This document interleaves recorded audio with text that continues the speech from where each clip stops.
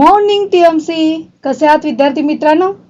मग आता अगदी परीक्षा जवळ आलेली आहे आणि वातावरण पण परीक्षेचं आहे. मला माहित आहे तुम्ही अगदी जोमाने अभ्यासाला लागलेले आहात. तर विद्यार्थी मित्रांनो, आज मराठी विषयाचा जवळजवळ सगळा सिलेबस शिकवून पूर्ण होत आहे.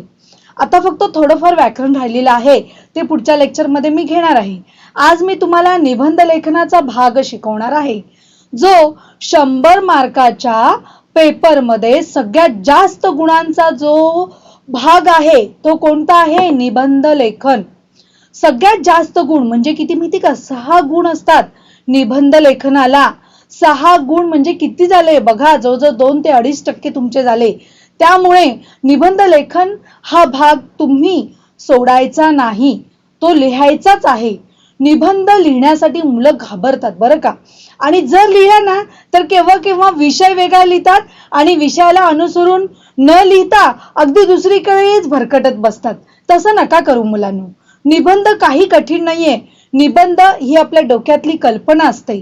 जसं आपण कल्पना करू म्हणून जास्त कल्पना करायची असते, विचार करायचे असतात. जशी आपण कल्पना करू तसा तसा तो निबंध आपला फुलत जातो. निबंधाला घाबरायचं नाही. आणि आजच्या लेक्चरमध्ये मी तुम्हाला निबंध लेखन अगदी सोप्या रीतीने शिकवणार आहे. विद्यार्थी मित्रांनो, इयत्ता 10वी SSC बोर्ड परीक्षेसाठी निबंध लेखनाचे आपल्याला 3 प्रकार येतात. वैचारिक लेखन, प्रसंग लेखन आणि आत्मलेखन, आत्मकथन म्हणजेच. ह्या 3 प्रकारांपैकी कोणताही एक प्रकार तुम्ही काय करायचा आहे? निवडायचा आहे. प्रश्नपत्रिका जेव्हा तुम्ही उपयोजित लेखनाच्या घटकाकडे वळता, म्हणजे गद्य विभाग झाला, पद्य विभाग झाला, मग व्याकरण विभाग झाला आणि मग लास्टला चौथा उपयोजित लेखन. उपयोजित लेखनाचा भाग याच्यामध्ये निबंध लेखनाचा प्रश्न असतो, पत्रलेखन आणि निबंध लेखन. त्याच्यामध्ये आल्यानंतर पहिल्यांदा विचार करायचा तो विषयाचा. तुमच्या पेपरमध्ये या वर्षी जे विषय दिलेले आहेत ते व्यवस्थित वाचायचे. आणि मग त्या विषयाला ना, म्हणजे तुम्हाला किती विषय असतात? 3 प्रकार असतात. 3 प्रकारांपैकी तुम्हाला एकच प्रकार लिहायचा आहे, बरोबर की नाही? मग नीट विचार करायचा, थोडा वेळ थांबा, 2 मिनिट घ्या तिथे. आणि 2, कारण 6 गुणांचा प्रश्न आहे. निर्णय चुकला तर लेखन तुम्हाला व्यवस्थित येऊ शकणार नाही. म्हणून 2 मिनिटं थांबा आणि शांत विचार करा की ह्या मला जे निबंध लेखनाचे जे विविध विषय दिलेले आहेत त्यापैकी मी कोणत्या विषयावरती खूप असं लेखन करू शकते. कारण 6 गुणांचा प्रश्न आहे. निबंध लेखन तुमच्याकडनं किती अपेक्षित असणार आहे? पूर्ण एक परीक्षेचा फुलस्केप आणि प्लस दुसऱ्या पानाचा अर्धा भाग, एवढं तरी निबंध लेखन तुमचं झालंच पाहिजे. जर ते झालं नाही तर 6 गुण मिळणार नाहीत, कारण शब्द कमी पडत आहेत. म्हणून निबंध लेखनाला कंटाळा करायचा नाही. 2 मिनिट थांबा, विषय सिलेक्ट केला, चला झालं. एक छानपैकी विषय असा निवडा की ज्याच्यावर तुम्ही खूप सुंदर असं लिखाण करू शकता. आणि मग निबंध लेखनाला काय करायची आहे? सुरुवात. चला तर मग निबंध म्हणजे काय? निबंध, निबंध, नि अधिक बंध, जिथे विचारांना बंधन नाही. जिथे विचारांना बंधन नाही तो काय असतो? निबंध. आणि दुसरा अर्थ निबंध म्हणजे काय? तर शब्दांची गुंफण, खूप खूप सुंदर सुंदर शब्दांची काय करणे? गुंफण करणे, जुळवणी करणे. बागेमध्ये विविध रंगांची फुले असतात की नाही? खूप असतात. आणि हारवाल्याच्या समोर टोपलीत पण विविध रंगांची फुले असतात. म्हणून तो काय कोणतं पण फुल घेऊन त्यांचा हार करतो का? नाही करत.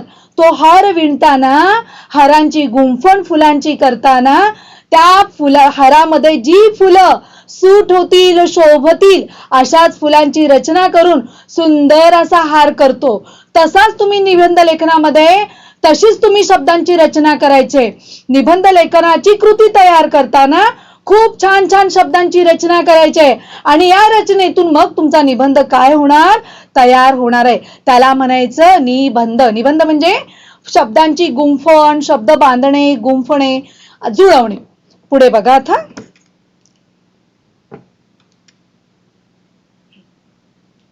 इथे बघा मी एक चौकोनामध्ये निबंधाचा अर्थही दिलेला आहे. नि अधिक बंध म्हणजे निबंध, योग्य बंधनात बांधलेले विचार. तुमचे विचार योग्य बंधनात बांधून ठेवायचे आहेत.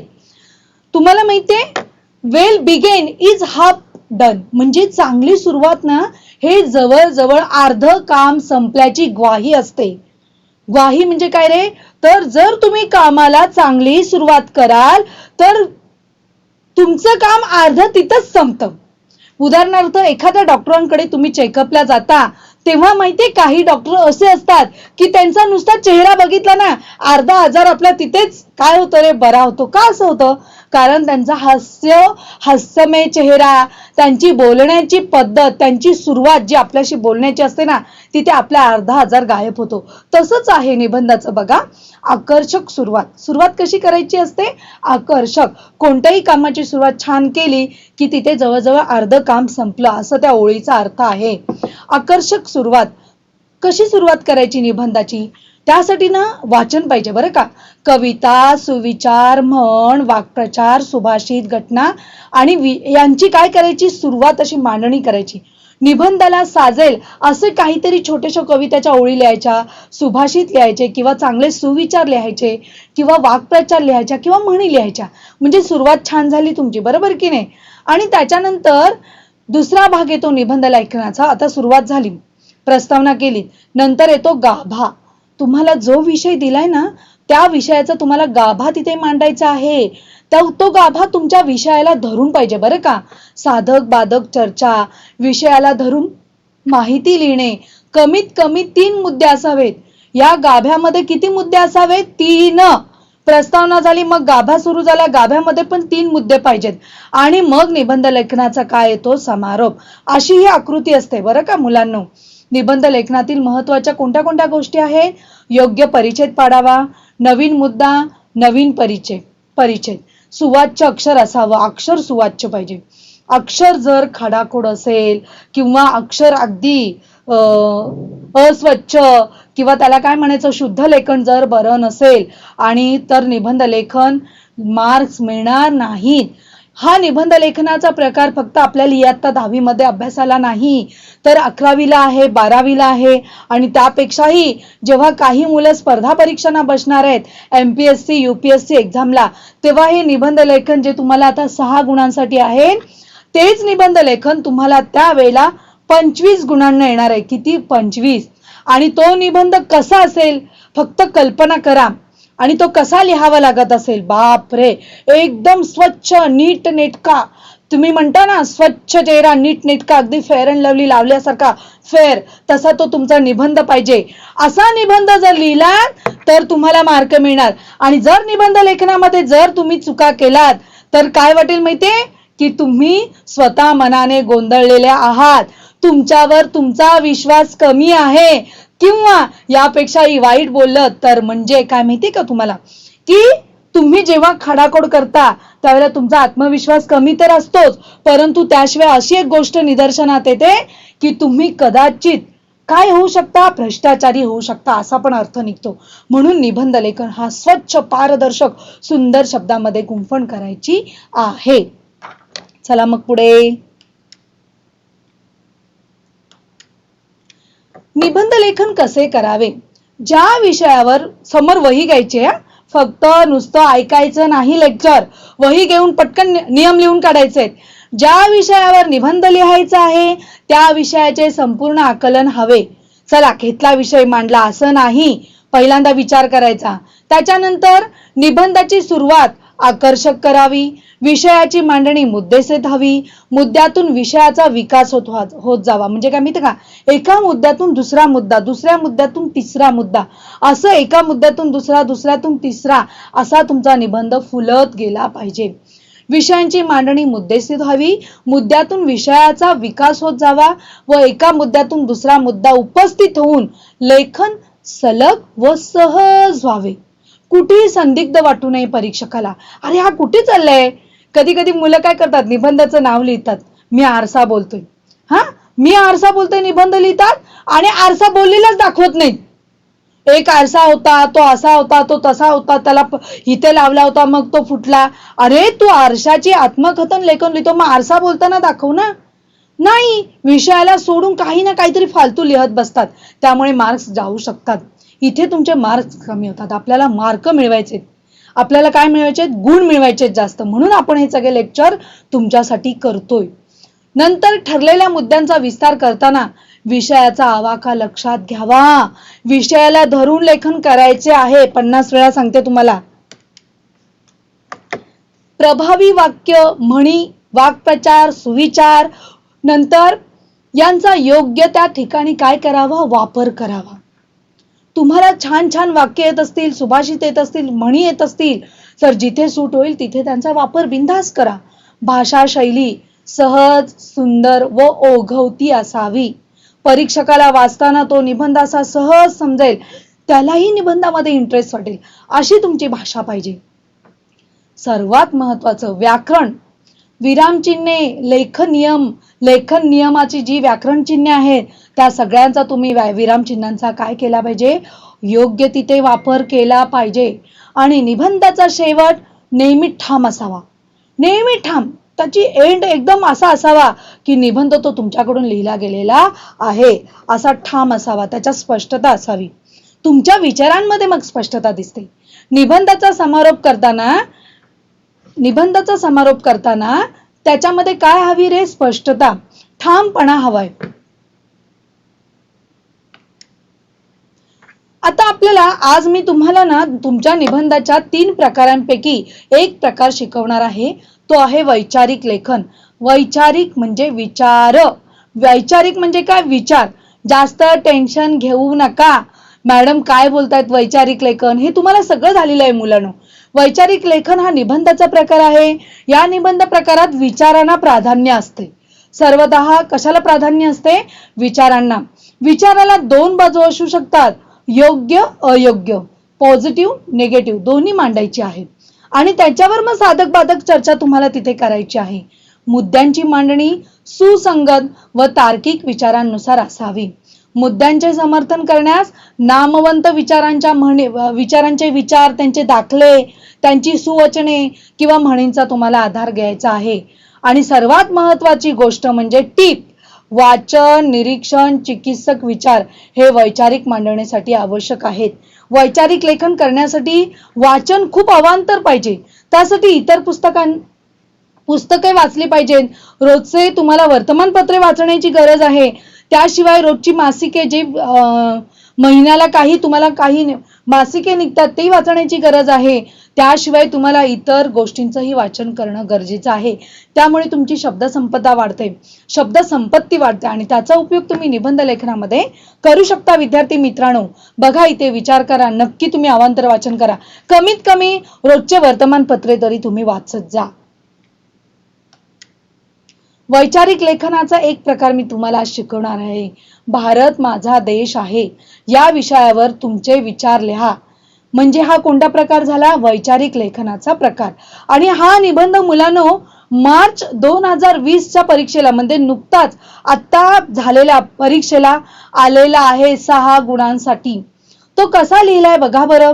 चला मग आपण आता काय करूया? निबंधाकडे वळूया.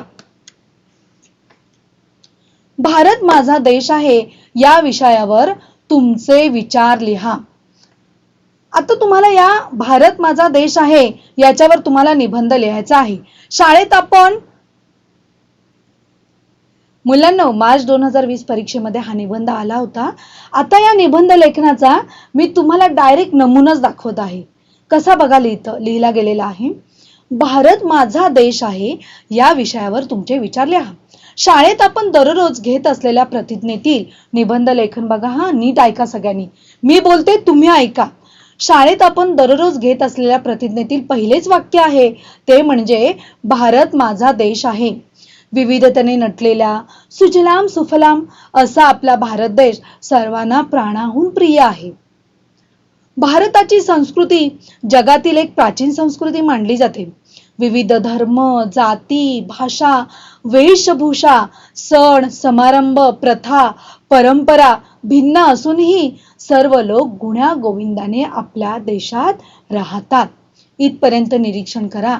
बघा, सुजलाम सुफलाम नेहमी आपण प्रतिज्ञेमध्ये बघतो की भारत माझा देश आहे, सारे भारतीय माझे बांधव आहेत, हे असं पण नेहमीच म्हणतो.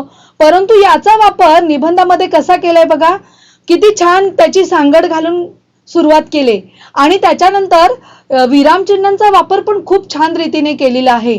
विरामचिन्ह बघा, विविध धर्म, जाती, भाषा, वेशभूषा, सण समारंभ, प्रथा, परंपरा, इथे मी प्रत्येक वेळेला स्वल्प विरामाचा वापर केलेला आहे. जर तुम्ही केला नाही, हे एकाच जातीचे सगळे शब्द येतात, म्हणून तिथे काय आलेले आहेत, स्वल्प विराम आलेले आहे.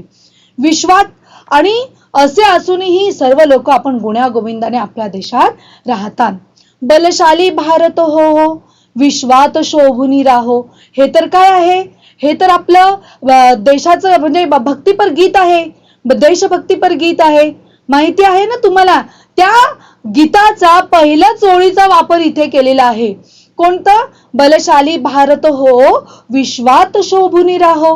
हे आपल्या सर्वांचे स्वप्न आहे, बरोबर आहे की नाही. म्हणजे आपला भारत देश बलशाली व्हावं, म्हणजे काय तर भारत देश हा प्रगतीने उच्च पदावर पोहोचला जावा आणि पूर्ण विश्वामध्ये भारताचे स्थान 1 नंबरला यावे, असा त्याचा अर्थ आहे. हे आपल्या सर्वांचे स्वप्न आहे. खंडप्राय अशा आपल्या देशात विविधतेत ही एकता आहे, बरं का. खंडप्राय म्हणजे विविध, भारत देश म्हणाल तर अनेक राज्य आहेत आणि असे अनेक भागांमधून जरी असेल तरी पण आपण मात्र सगळे काय आहोत, एकच आहोत. विविधतेत ही एकता आहे. अनेक धर्माचे लोक राहतात, अनेक भाषा बोलणारे लोक राहतात, तरी पण आपण एकच आहोत. हीच राष्ट्रीय एकात्मता आपल्या देशाचे सामर्थ्य आहे आणि हीच राष्ट्रीय एकात्मता देशाचे काय आहे, सामर्थ्य आहे. कारण जर एकता नसेल तर देश राहील का. एवढी विविधता असूनही जगातील सर्वात मोठा लोकशाही यशस्वी झालेला असा आपला भारत देश आहे. आपल्या भारत देशात लोकशाही आहे. माहिती आहे तुम्हाला लोकशाहीचा अर्थ. तर ही लोकशाही कशामुळे यशस्वी झालेली आहे, ह्या सर्वांमुळे. एवढा मोठा देश असूनही, एवढी मोठी संख्या, विविध जाती, विविध धर्म असूनही आपला देश आज लोकशाही आपल्या देशाची यशस्वी आहे. लोकसंख्येच्या बाबतीत भारताचा जगात 2रा क्रमांक लागतो. गरिबी, बेकारी, बघा इथे आता पॉझिटिव्ह प्लस निगेटिव्ह. लोकसंख्येच्या बाबतीत आपल्याला दोन्ही बाजूंनी चर्चा करायची, प्लस मायनस. बेकारी, कुपोषण, अंधश्रद्धा, प्रांतवाद, दहशतवाद, धार्मिक संघर्ष ही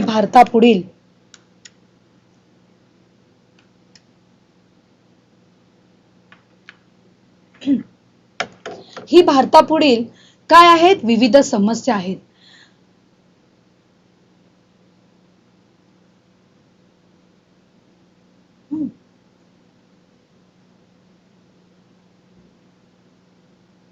समस्याने भारत देश आहे, म्हणजे भारतासमोर अनेक समस्या आहेत. विज्ञान तंत्रज्ञानाच्या मदतीने आपल्या देशाला सर्व क्षेत्रात स्वावलंबी बनवण्याचा निश्चय आपण केला पाहिजे. विद्यार्थी मित्रांनो, हे विश्वची माझी घर या संत ज्ञानेश्वरांच्या उक्तीप्रमाणे विश्व बंधुत्वाचे आचरण करणारा आपला भारत देश आहे. प्रगतीचे अनेक टप्पे पार करताना आज आपण 21व्या शतकात, आज आपण आता जानेवारी महिना सुरू झालेला आहे आणि आपण 21व्या शतकात पदार्पण केलेलेही आहे. 21व्या शतकात भारताने आपली वेगळी ओळख निर्माण केलेली आहे. सर्व भारतीयांनी या भारत मातेचे पुत्र म्हणून जगाला अभिमान वाटेल असे काम प्रत्येक क्षेत्रात करायला हवे. सर्व भारतीयांनी, काहीच नाही. काही लोक आयते बसतात आळशासारखे, तसं चालेल का. मग भारत देशाची प्रगती नाही होणार. सगळे शाळेमध्ये 1000 मुलं असतात, 1000 मुलांनी कसोशीने प्रयत्न केला पाहिजे काही ना काहीतरी आपल्या हातून चांगलं होण्याचा. 21व्या शतकात भारताने आपली वेगळी ओळख निर्माण केलेली आहे. सर्व भारतीयांनी पूर, भूकंप, सुनामी, कोरोना सारखी जागतिक महामारी यांसारख्या आपत्तींमध्ये मानवतेचा मंत्र उराशी बाळगून मदतीसाठी पुढे यायला पाहिजे. कळलं का. यातूनच जगामध्ये ऐक्याचा, शांतीचा, बंधुभावाचा संदेश पोहोचेल. आपल्या देशाने जगाला संदेश पोहोचवायचा आहे व संपूर्ण जगात शांतता, सुव्यवस्था नांदेल. सारे जहां से अच्छा असणारा आपला भारत देश आपली ही ओळख चंद्र, सूर्य असेपर्यंत कायम ठेवेल. आकाशात जोपर्यंत सूर्य आणि चंद्र असतील तोपर्यंत आपला भारत देश जगात काय करेल रे, 1 नंबर राहील. असेपर्यंत कायम ठेवेल असा विश्वास आहे. आणि लास्टला शेवट काय केलेला आहे, भारत मातेला शतशः प्रणाम असा या निबंधाचा शेवट केलेला आहे. इथे तुमचा ठाम निश्चय दिसून येतो. हे झालं वैचारिक लेखन. वैचारिक लेखनाचा एक निबंध बघितलेला आहे. त्याच्यानंतर आपल्याला दुसरा एक निबंध लेखन बघायचा आहे तो प्रकार, आणि तो प्रकार आहे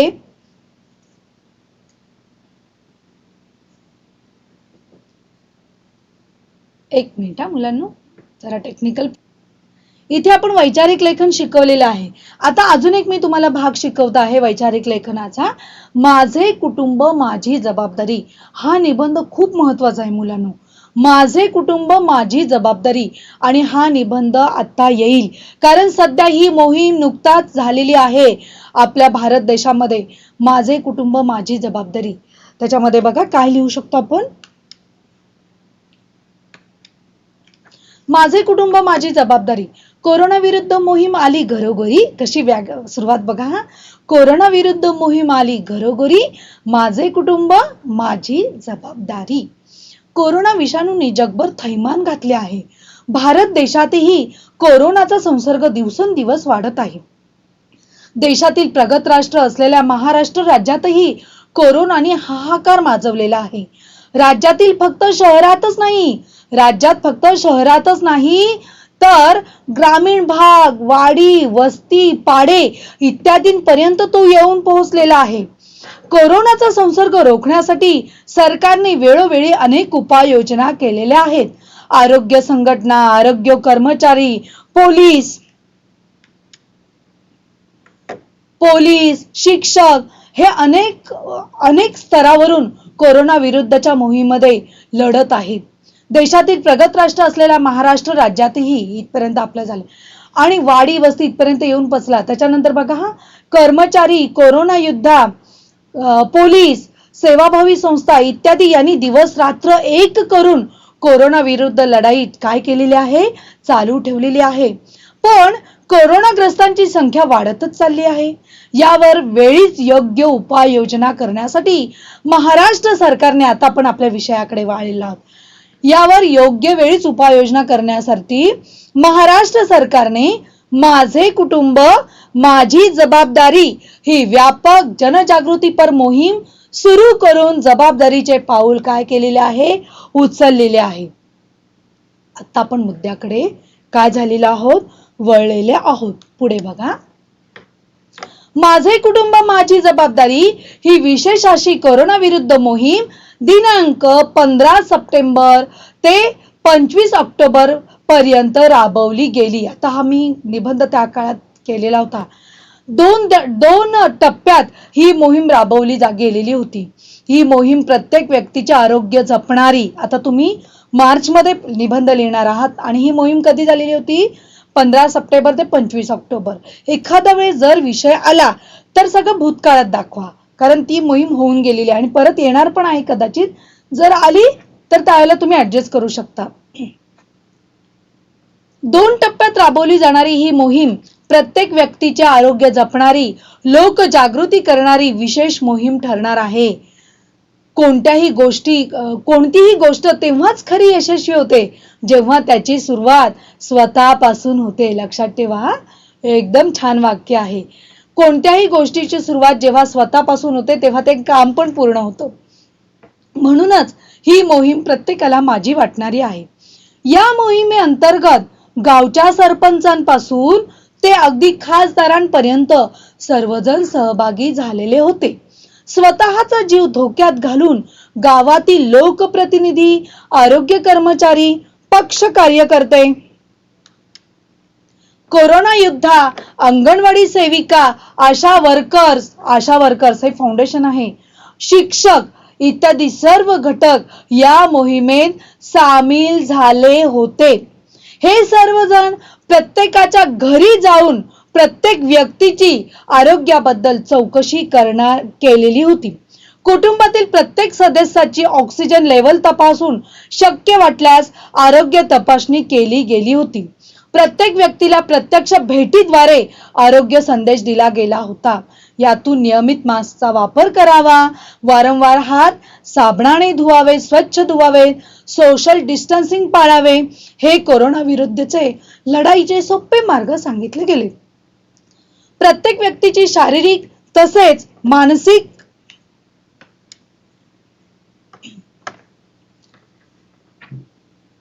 प्रत्येक व्यक्तीची शारीरिक तसेच मानसिक आरोग्य तपासणी करून त्यांची काळजीही घेतली गेली. या मोहिमेदरम्यान सरकारने माझे कुटुंब माझी जबाबदारी या विषयावर निबंध स्पर्धा तसेच पोस्टर्स व संदेश स्पर्धांचंही भव्य आयोजन केलं होतं.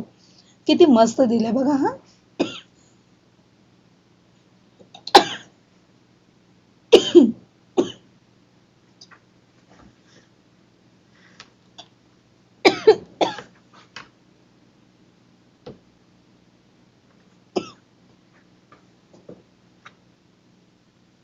हा भाग खूप महत्वाचा आहे बघा. या मोहिमेदरम्यान सरकारने माझे कुटुंब माझी जबाबदारी या विषयावरती निबंध स्पर्धा पोस्टर्स संदेश स्पर्धांचे भव्य आयोजन केलेच होते आणि याचा उद्देश एवढाच की या मोहिमेत जनतेचा सहभाग वाढवून कोरोना विरुद्ध लढाई जिंकणे हा आहे. ही स्पर्धा व्यक्तिगत तसेच संस्था पातळीवर असून त्यात विजेत्यांना भरघोस बक्षिसे देऊन गौरवले गेले.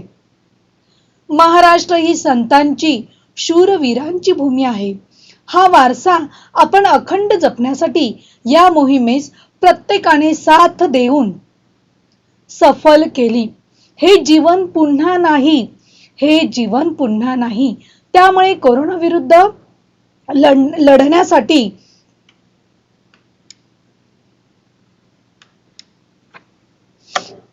हे जीवन पुन्हा नाही. त्यामुळे कोरोना विरुद्ध लढण्यासाठी महाराष्ट्र सरकारने उचललेले नवे पाऊल योग्य ध्येयापर्यंत नेण्यासाठी प्रत्येकाने आपल्या कुटुंबाची जबाबदारी घेतली. स्वतःचे आरोग्य स्वतः जपूया. एक वाक्य बघा किती छान टाकले. स्वतःचे आरोग्य स्वतः जपूया. महाराष्ट्र कोविड मुक्त करूया आणि पुन्हा नव्या जोमाने कार्याला लागूया. असा या निबंधाचा खूप सुंदर असा शेवट केलेला आहे. अशा या कोविड मुक्त महाराष्ट्राची शेवटच्या 2 ओळी खूपच छान आहेत. आशा कोविड मुक्त महाराष्ट्राची नव्या दिशेची नव्या पर्वाची अशी छानपणे खूप सुंदर असा शेवट या निबंधाचा झालेला आहे. मुलांनो, आता ही 2 निबंध मी तुम्हाला शिकवले.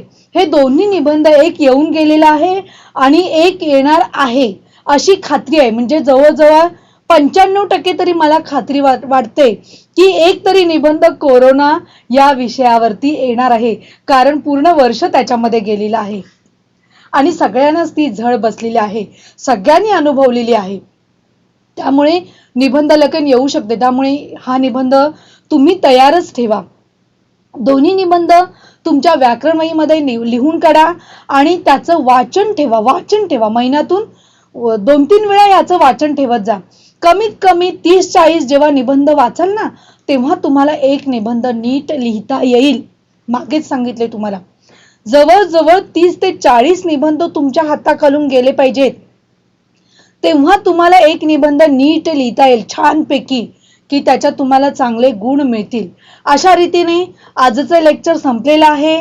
निबंध लेखन हा घटक, त्याच्यामधील वैचारिक लेखन मी तुम्हाला शिकवलेलं आहे आणि तुम्हाला समजेल अशी मी आशा व्यक्त करते आणि तुम्ही अभ्यासही कराल अशी आशा व्यक्त करते आणि इथेच मी धन्यवाद घेते.